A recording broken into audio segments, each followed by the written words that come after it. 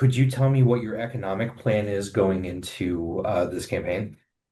Yeah, my economic plan is I believe the time that we're in right now, this campaign is about demanding what this country owes and having what we need to actually win. And what I mean by that is you hear a lot about affordability, especially on the Democratic side. And I'm not saying we don't want to make things affordable, but over the past decade, and especially the last couple of years since the pandemic, folks have been drowning in cost, right? And so just making things affordable is not going to lift folks out of the debt that they have incurred over the past couple of years. And so I want folks to actually thrive, not just survive. And so I believe we need to raise the federal minimum wage to $25 an hour.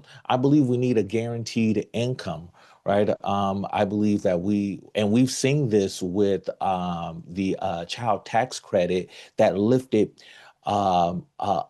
millions out of poverty, and then we let those tax credits expire based on them being enacted during the pandemic. And so we've seen that model work right here in Cook County. They did a pilot program with a guaranteed income, and we saw folks get lifted out of poverty with even that small pilot program. So I think it's about time that we nationalize a guaranteed income. We need to be fighting for profit sharing, right? We saw corporations that make billions in profits, even during the pandemic, while folks and workers, everyday workers, were hurting, being laid off from jobs, right? And so I think it's about time that we actually enact a profit sharing mechanism across the country, saying that workers should share in the profits, the billions and millions generated in profits that these corporations incur from the work that everyday Americans are doing. Also, economic plan is that we need to have free healthcare, right? Everyone should have access to healthcare. Healthcare should be a right and never a burden. So I'm fighting and demanding universal healthcare access in the form of Medicare for all. And so those are just some of the things that I'm fighting for when it comes to our economic plan. So, in your own words, do you believe that the American dream has become unaffordable? Oh, 100%. 100%. I'm a millennial, right? And I came of age during the Great Recession, right? That 2009, 2010, and 11. And so since I've entered the workforce, my generation and those after have been struggling to find any semblance of being above water, having a stable footing. It keeps feeling like the rug is being pulled underneath us, right? And so that's just my generation, right? But there are those from Generation X, there are those that are still baby boomers that are still in the workforce that remember when you could fill you can fill your tank, your car tank of gas with a single bill. That's no longer, that feels no longer true. And so um, yeah, it's from a carton of eggs and groceries to buying a house, to paying for rent, to paying for your kids to go on a field trip. Like all of these costs have gone extraordinarily high. And it's about time that we actually regulate the market and start to bring costs down and provide the services necessary so that folks aren't falling through the cracks. Now, changing of topics, would you have voted yes or no on the Epstein Files Transparency Act? Oh, I would have voted yes on the Epstein Files Transparency Act, most definitely. I think what we've seen with the Epstein files is horrendous and horrific, right? And so, for us to get to the bottom of a sex trafficking scheme that was going on in our country for decades, where the rich billionaires, the elite, were able to move around unscathed, and only two people get caught, though there were plenty of victims in that scheme. I think we need to uncover the truth and understand what's really happening. And I don't necessarily think this is a Trump issue. I don't understand why Trump. I know he's implicated in being a friend with Epstein. So I don't understand why he's blocking this. I don't know what Trump has to hide, but I don't think this is a Trump issue, right? I think this is a moral issue, about moral clarity, and we need to stand up for those that have been oppressed by this sex trafficking scheme. Now, another change. Would you have voted yes or no on the Stop Illegal Entry Act of 2025? Can you explain to me what the particulars were around that act?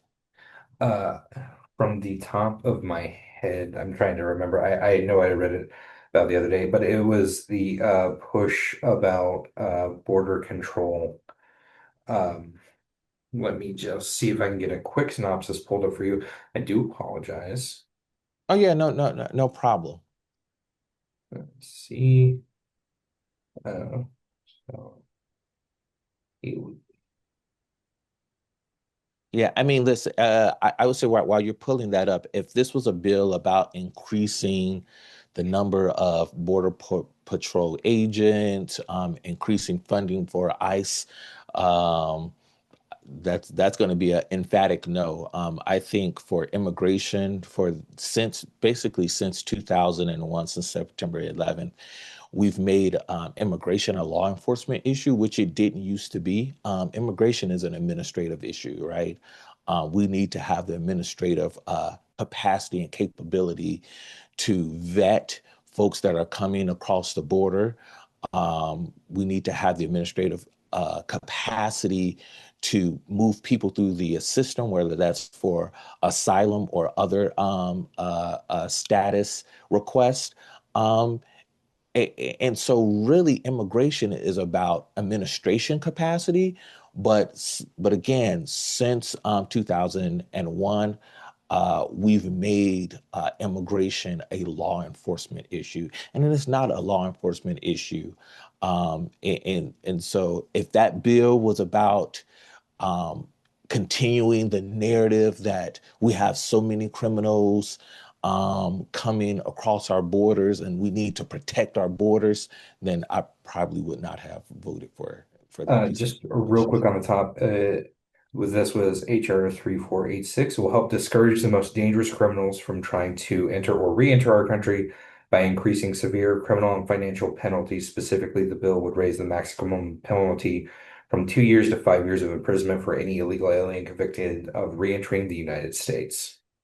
Yeah, I probably again just from that, it seems like furthering the narrative that immigration is like some type of open border activity that's allowing terrorists and gangs and criminals to cross our borders. And it's a othering type of piece of legislation. That's what it sounds like from that synopsis, and I would not have voted for that. No.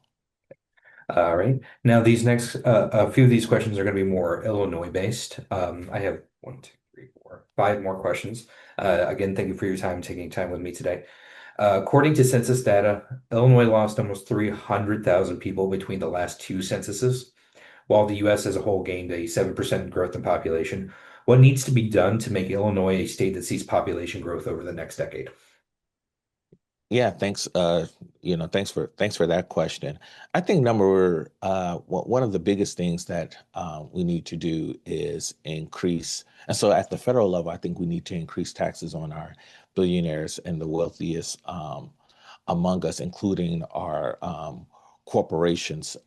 And so by that, I think we would have the revenue available to actually provide the services necessary for strengthening our state, especially outside of like Cook County and in the southern and central parts of the state of Illinois, providing more resources for our family farmers, providing more resources for our rural communities.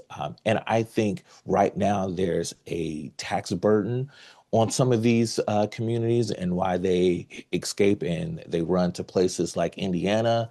They run to places like Texas looking for affordability. And I don't think that the state should be um, employing that tax burden. So I think that's the first thing is that we're going to need to increase the taxes across the country so that we can provide better resources and provide more stability for folks in the state of Illinois.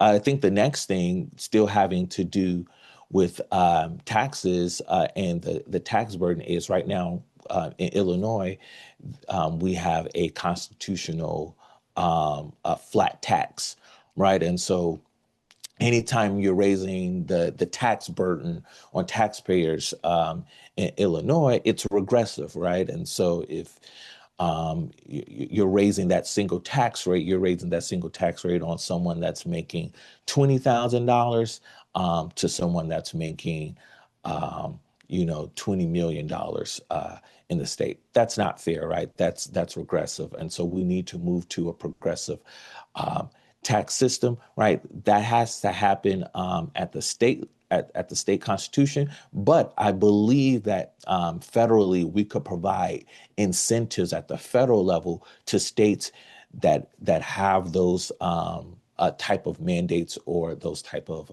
constitutional restraints on their tax system. And with those incentives, encourage state legislatures to make a change to move to a more progressive tax system. Now, Senator Durbin this past year was one of the few Democratic senators that voted with Republicans to reopen the government during the shutdown. Would you have done the same? No, no, I would have stood firm and uh, made sure that Republicans came to the table with a plan for how we were going to cover the healthcare costs for the folks that were going to lose coverage at the beginning of 2026, um, or made them, as they were starting to talk, made them eliminate the filibuster to enact their plan. If they were so hungry to take away health care and to destroy the institution to do it, I would have made Republicans make that first move. Now, quick switch on topics here. Polling data shows that at least 70% of Americans believe biological males should have no place in women's sports. This past year, Senators Duckworth and Durbin voted no on the Protect Women's in Sport Act. Would you have voted no? Should biological males compete in girls' sports in high schools here in Illinois? Yes, I would have. I would have voted no on that particular act. I believe this is a divisive piece of legislation. We've seen our trans community, like everyone else, participate in all different types of activities, and it's like less than 1% um, of trans women are participating in women's sports, and so right, we've made this a divisive issue to divide communities. I don't think folks at the local level are actually thinking about this in their everyday lives. They're thinking about what's impacting their pocketbooks, not who's playing on the volleyball team. Thank you for that. Now, this next question. With the passage of the Big Beautiful Bill this past year, we got a no tax on tips. However, Illinois, along with Maine and the District of Columbia, has decided not to accept that and continue to tax on tips. Do you support taxing on tips? Um, I, the legislation, as I understand it, with no tax on STIP, provides loopholes for folks who might be in the legal profession or in like the consulting profession to sometimes indicate that some of their income is tipped in that way. And so um, basically you're having folks who are in the upper income bracket making, sometimes millions of dollars, saying that they receive these large amount of tips, and that money isn't being taxed. And so I would want to dig deeper, understand the motivation behind no tax on tips, and I want to make sure that our tip workers that are struggling to make ends meet aren't um, aren't aren't burdened by extraordinary taxes. And so, yeah, I would say I would want to make sure that we're closing the loophole so millionaires aren't benefiting from this no tax on tips. Now, this last question. Currently, there were multiple bills surrounding artificial intelligence that were floating around Congress, some of them with bipartisan support. What kind Mhm. of guidelines, safeguards, and policies do you think the federal government needs to implement to keep Americans safe from AI and to keep Americans from losing their jobs to AI? Yeah, no, I think that's a great question. So I think there's a couple of things. So number one, what I talked about earlier, economic policy is we need to be fighting for a guaranteed income. We need to be fighting for a federal minimum wage increase of $25 an hour. We need to be fighting for free healthcare access, and we need to be fighting for housing stability. Um, um, uh, and lowering the cost of housing. All of those, I think, will impact as we start to see the transition to folks um, who might be losing their jobs because of the proliferation of the AI technology. Also, what we've seen so far with AI is that a lot of companies that have been toying and using with AI, we don't see the productivity yet from the technology that it is replacing a lot of our workforce, but we still see the loss of jobs in the manufacturing sector, and that was even before we saw the kind of AI tech boom that we see today. So a couple of things need to happen on the environmental side.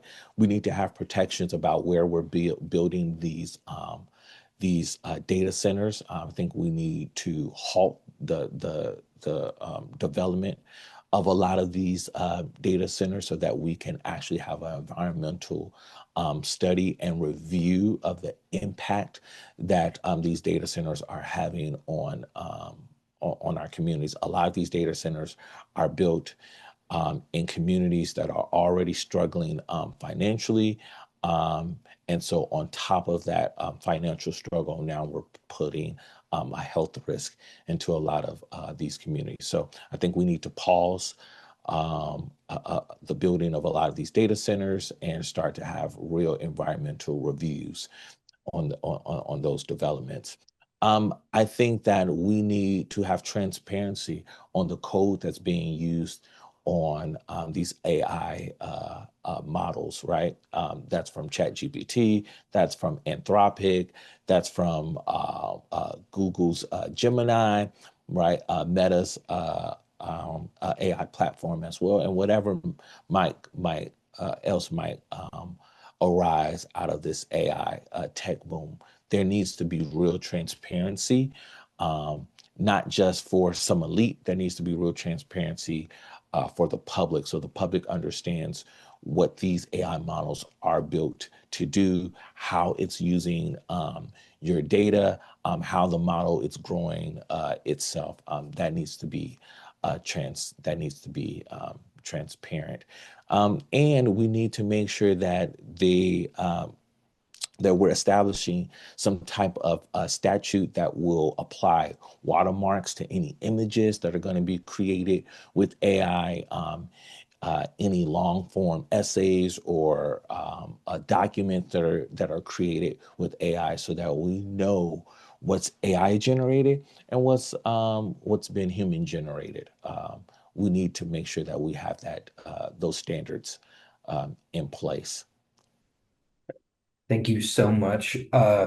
If you want, here in a second, I'll give you just like a couple minutes if you want to just like hammer something home. But where can people find out about your campaign? Find out more about you. Where would you send people? Yeah, you can find more about me at swannforsenate.com. That's SWANN for Senate.com. And, we're so excited for you to visit us and join this campaign. Right. And just a quick 1, 2 minute, like what is one topic that you would like to hammer home that's very Yeah, important to you in your campaign? Yeah, I would say one topic that I would like to hammer home. I've already talked about free healthcare access in the form of Medicare for all. I've already talked about a guaranteed income, but I briefly mentioned housing stability. Housing prices are rising all across this country and definitely right here in Illinois. And that impact of housing prices has an impact on rent stability as well, right? I believe in rent freezes. I believe in those type of measures, but those are temporary, right? And over time, they actually increase the cost of housing. But I do believe at the federal level, there is something that we could do tomorrow to start to bring down the cost of housing. And that is the federal government can use its authority to start to purchase land and start to procure the resources and materials necessary to build housing units all across the country and right here in the state of Illinois. We are short hundreds of thousands of units, and we are falling behind every year. And at our current rate, we will not catch up to where we need to be to supply the housing that's necessary for our next generation.